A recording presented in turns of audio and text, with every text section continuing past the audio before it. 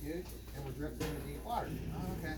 So here comes Alan coming past me, you know, and there he goes sit up on the shoals, and he's up on the shoals, and I can see him. We're out there in the deep water, and we're catching fish, and he wasn't. I get to brag about it because, you know, I've looked up to that guy my whole life, and so we were kicking his butt that year. So what happened was there was no terns flying. I was up there just standing there doing what I do, and I look behind me, and I'm looking at all these seagulls, and they're sitting in the channel, and they're just sitting there. Just see this guy shaking his head. They're just sitting there, dude, like doing nothing. And I'm like, because they're either on the channel markers, you know, sitting there squawking at us as we go by, or they're flying around way up high, going mine, you know, chasing each other. You know, one grabs something, piece of styrofoam, and they all think it's a red hot bite, and or they're working the water column. So I'm looking at these birds, and I'm all, I said, reel them up, you guys. And Todd said, what are we doing? I said, put some heavy weights on. He's all, why? I go, you see them birds over there? He's all, yeah. And I go, man, there's fish underneath those things. Really? And I'm like, yeah. So we go over there. And so that year, the whole year, we caught them in the center of the San Joaquin shipping channel the whole time. Really? Yep. I don't care if it was channel marker 26. I don't care if it was the Port of Stockton. As long as we were in 40 feet or more, we caught fish.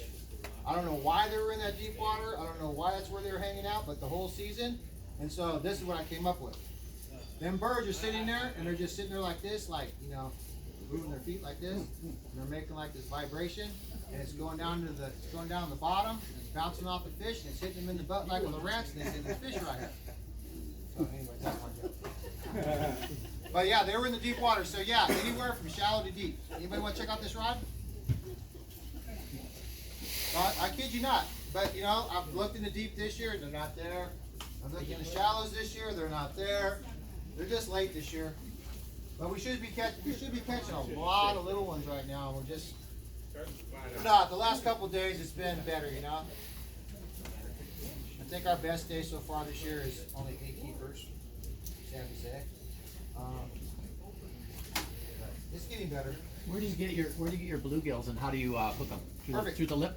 Perfect. Yeah. So we'll talk a little bit about the bluegill, then I'll tell you where to get them, how to get them, and all that. Because I have people come in my marina that all they do is they go there to get the bluegill.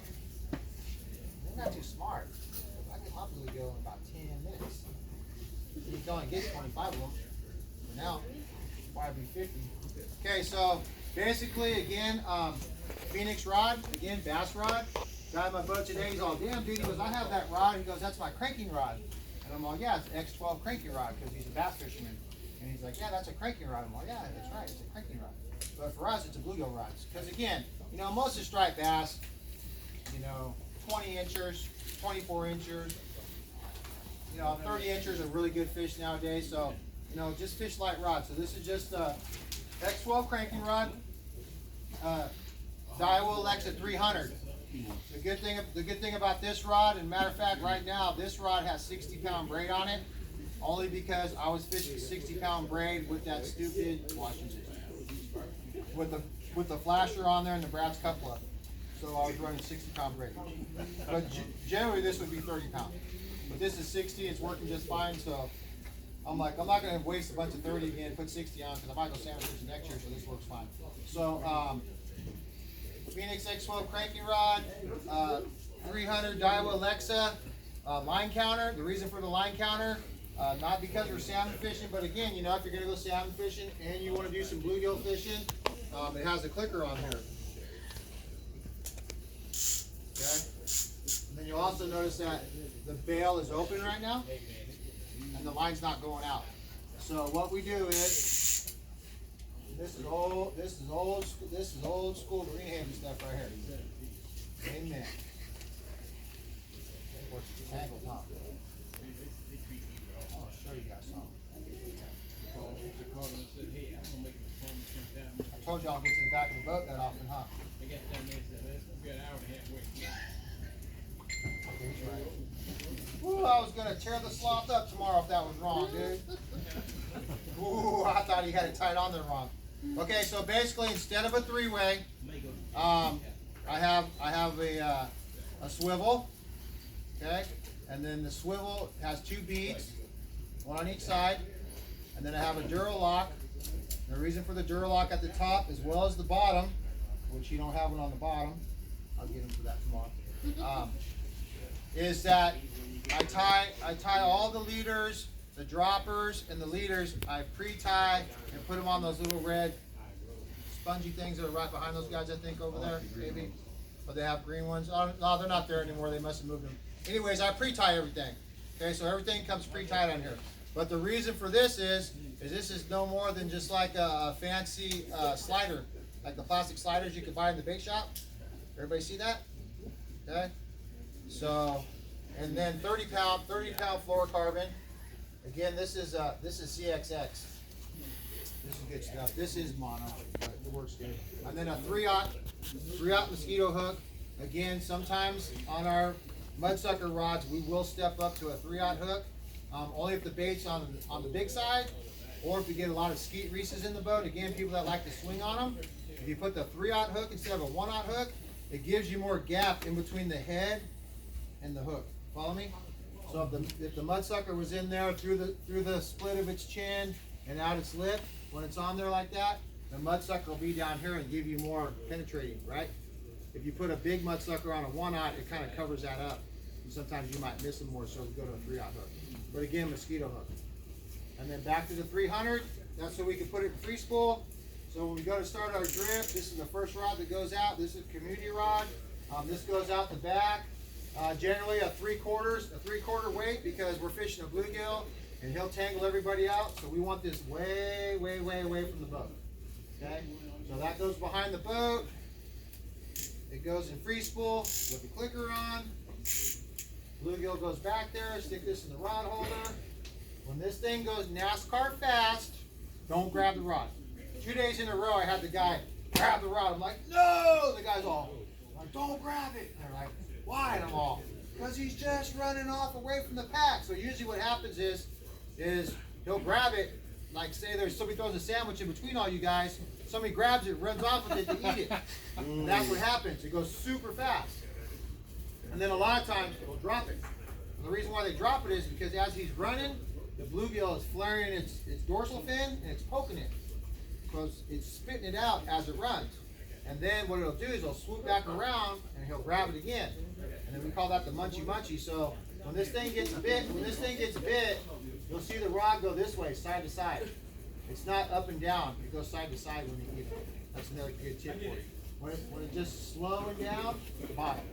Or slowing down, piece of grass. When it goes, that's where it's hitting it. It just swims up to it, flares its gills, pow, just like hits it in the side, like trying to knock it out. And then it'll grab it, and then it'll run. And then we basically tell people, pull out a cigarette, smoke a cigarette, open a beer, wait till it gets about down to Antioch. Then you're just gonna slide it out. You're gonna slide it out.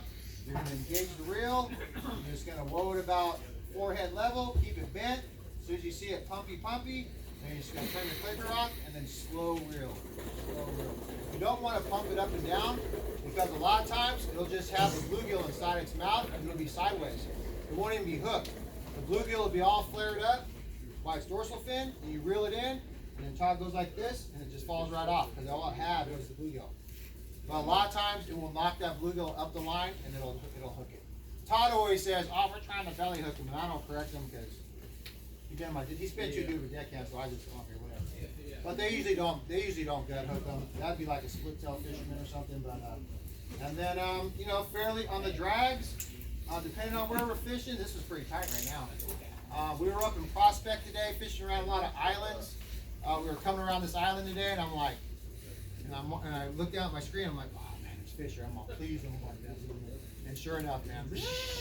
And then the guy's all down, and I'm like, yeah, dude, because it was grabbing it, it was going around the island. So he had to grab it and go down on it real fast. But generally, you're gonna let it run for a while. NASCAR fast, stop, munchy. NASCAR fast. Maybe it'll stop again, maybe it won't. But if it just keeps on railing, and then we usually let people get out there about 180 yards and then go, okay, and then that way they get hella fun reeling the back end, right? So, oh yeah. The guy today, he caught one. It's probably about 9 pounds. First fish of the day, so that was kind of cool. So again, that's my bluegill rod. As far as catching a bluegill, key to all that is a wax worm. So it looks like a little maggot. Don't get the red worms. I know wax worms cost more, but they're way more effective for your bluegill. They float.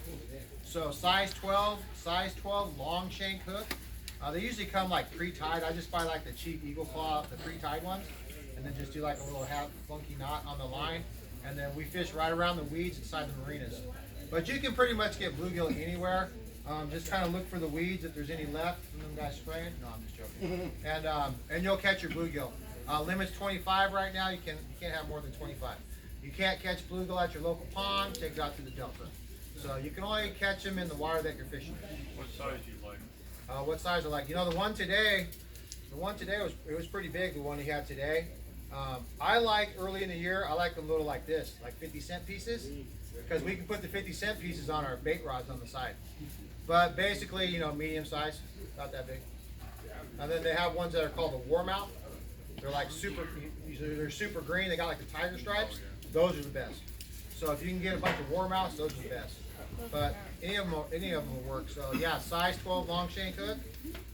You can see the maggot or the wax worm as it's sinking down, and then boop, get it before it grabs it, and then you just get it right in the lip every time. Like I said, I live on a houseboat at Fourth, so all we do, man, is when it looks right, we just look out there behind the houseboat. Oh, there they are.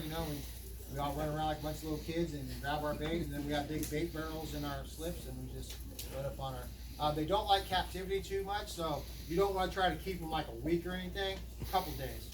So like we'll take out 15 a day, and then what we do is the 15 that go out with us for a boat ride, we get out in the middle out there, and then we say, "Run for the toolie, suckers!" and we dump them out in the water, kind of like retransplant them, because they will. They'll start to lose their color. They get inactive. They don't like to swim, the current, and then they're just good for like one drift, and we take them off. That's why we bring plenty of them out there. Anybody want to check this setup out? Yes? No? Maybe? Yeah? Check it out. So gypsy weight, what we use, 3/4. Again, the only reason why check it out. This is a 30-pound dropper. The only reason why this is 30-pound right now is because when I'm sitting down to tie up my stuff, because my deckhand doesn't do any of the tying. So if I'm tying up 20, everything's 20. If I'm tying up 30, everything's 30. So that's all. That's the only reason for that. If you try to go like back in the day when I first started, I'd be like, well, I'm gonna tie this at a 10 or 12 because that way I'll lose my weight. Well, now I'm so damn busy. It's like, man, they call it. We call that when you bust it off. They're like, oh, sorry, Capt. I said, price of doing business, dude. I got plenty more where that came from. You have the yellow beads. I like red beads. Yeah, red. They got red beads, pink beads, blue beads. I like the chartreuse. I'm kind of fond of the chartreuse ones there, so that's what I use. Because I can see it. Yeah. As I imagine you having to see it. Right. Yes, sir. You say you took 15 bluegill out with you for the day? For Yeah. your drift? Yeah. So the drift's pretty long? No. But I mean, a 15 drift day is pretty good. Hopefully, you know what I mean. I mean it just depends. And again, it's tough being a fishing guide. The worst ones I hate is the dudes who get on the boat and start showing me pictures of their fish. You know what I mean? I mean, this one I caught, this one I caught, oh, I caught this one, I caught. I mean, that's great and all. That's good for you. But I'd rather have the young ladies on board. I'd rather have the kids. People with low expectations. Those are a lot more easier to, and a matter of fact, Diana, who just called me, that I was supposed to have dinner with, they fished with me the last 3 Fridays in a row. Tomorrow will be their 4th Friday in a row. And she was all mad. She said, I'll come down here next week and you got that negative attitude about this fishing, we're never coming with you again. I go, okay. I'll try to be more positive, Because, I mean, I'm out there every day, man. And when you get kicked in the you-know-what day after day after day, and I'm 225 ahead, man, and, I know how hard it is to make my 225 bucks. I know how hard it is for everybody else to make the 225 bucks. I feel bad when you don't catch fish, man. I mean, we got, excuse my language, but we got high-ass standards at Intimidator Sport Fishing, man. I'm pretty damn proud of what we built, and we're pretty damn good at what we do. And when we go out and we get, it hurts, So I always tell people, hey, man, I mean, I know it's just fishing, and I know you guys had a great day, and the Delta was beautiful, and Mount Diablo, and the birds and all that, and the beavers and the red minks and all that, but, at the end of the day, man, you booked your trip to go fishing, man. God damn it, we want to catch some fish for you guys, so. Anyways, so, if and when we get into some of those large schools of fish, anybody ever tried spooning for striped bass? A couple of hands. When I'm up in the front of the boat and we're drifting or something on the San Joaquin and we're going up on the San Andreas shoals and we're marking a bunch of fish, Sometimes, depending on how fast the water's moving, if we get on a nice good pile of fish and people are like hooked up and they're fighting fish, because back in the day, not that long ago, it's not uncommon to have 4, 5, 6 fish going at one time. I mean, we've had where there's more rods going off than there's people to man them. And so when that does happen, on my Minn Kota, I hit the spot lock. Everybody's got spot lock on their trolling motors nowadays. And spot lock works with your GPS, and it will hold you right where you hit your spot lock. So a lot of times I'll tell people, okay, move with the boat, because I'll do this, and my sleeve will go flying off, and I bust out my spooning rod, and I'm spooning because I'm gonna catch me a few fish when everybody else is catching fish. So spooning for striped bass is a kick. I was telling you that in the Freeport area they do a lot of spooning for their salmon. In the McCallum River, where I really love to fish during World Series for your salmon at a Wimpy's, best time to go salmon fishing. They're a little late this year, like everything else, but salmon fishing on the Upper Moke is a World Series thing, and that's generally when most of the salmon are in there. And my buddy Kevin Fujimoto, who works and lives at the McCallum Hatchery, said, not too many salmon yet. So I got my fingers on the pulse through DWR, the spray guys. I mean, I feel like I have a good, sense of what's going on out there. So I try to share it with you guys. Up to McCallum. I go up to McCallum all the way past to where you shouldn't go. I go up past the Franklin Bridge to the confluence of the Cosumnes and the McCallum, and yeah. So personally myself, I go up about another 3 miles up both of those rivers. I wouldn't advise it for anybody else. Pretty dangerous up there. In the springtime, we get a lot of runoff. Last year was very tough. We had to fish the Upper Moke in the springtime last year when we had a big incoming tide, just because it would kind of hold the water back a little bit. Because once the tide would back off, it was just moving too fast. Perfect speed for drifting, by the way, is anywhere from like 1.1 to like 1.7, 1.8. You get over like 2.2, you're kind of hauling, we call it hauling the mill, you're kind of moving too fast. So again, you got to try to like find where the tide's kind of slowing down a little bit, or the wind's not blowing on you as hard. If not, you're just going to have to put a 2-ounce weight. You're going to have to long line it behind the boat. The problem with putting out too much line, whether you're using a bluegill rod and or a minnow rod, and you'll know this right off the bat when you guys go out there and try this, is that if you let out too much line, when you reel up, your dropper and your leader are going to be together and tangled. So you either let the line out too fast and or you let too much line out and they all came together. So you just want to keep it in the 90, follow with the boat speed, and then you're perfect to set your like that. Okay? So spooning rod, marking a pile, we call them gomer pile. When there's a pile of fish, we bust out the spooning rods. Again, I hate to be on the kick of Phoenix. I don't know how many people fish Phoenix rods, but about 6, 7 years ago, most of us guides got all together. There's a guy named Vince Borges who runs Phoenix rods, and he came to all of us at all our different booths and everything and said, hey man, I'd really like you guys to come over to Phoenix and fish Phoenix rods, and hey Graver, come over to the booth and check out what rods that that might work for you, and I got over there, I was like, oh man, these bass rods are cool. I can do this and do that. I was matching I fished Rain Shadow before that and Lamaglass, and they were good rods. I mean, I can't complain. Lamaglass's warranty department sucked. I didn't care for them. The Rain Shadow blanks that I was using were all custom wrapped blanks. So doing seminars, I couldn't tell people, well, I fished 807, blah blah blah blank with Fuji guides and all that, because you guys can't come and buy it off the rack. So Vince Borges went around and he got all of us guys to come over to Phoenix, man, and so we called it the Phoenix Revolution. So all the Smith brothers down in the bay, they all fish Phoenix rods. Which there's 3 brothers, they all fish Phoenix. Jay Lopes fishes Phoenix, I fish Phoenix. There's just a bunch of us, so we call it the Phoenix Revolution.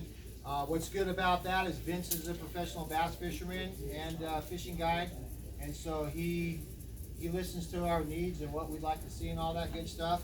And so this rod here was kind of designed originally for flipping spoons and stuff like that off the California Dawn, off of party boats. And then more so in Southern California, where they threw a lot of irons and stuff, right? But but when you're on those party boats and there's a lot of people and you're up high, you can't really get behind you to cast. So what they do on those boats, they flip, right? Everybody flips. And so, huh? Right, you do the flipping thing, you know? I mean, most guys go on party boats, they just let their shrimp fly down there and all that. But then you see the yahoos like myself and other Cat 2 30 guys that, you know, they always got to be flipping, you know, plastics and all that. And so that's kind of where this rod came from.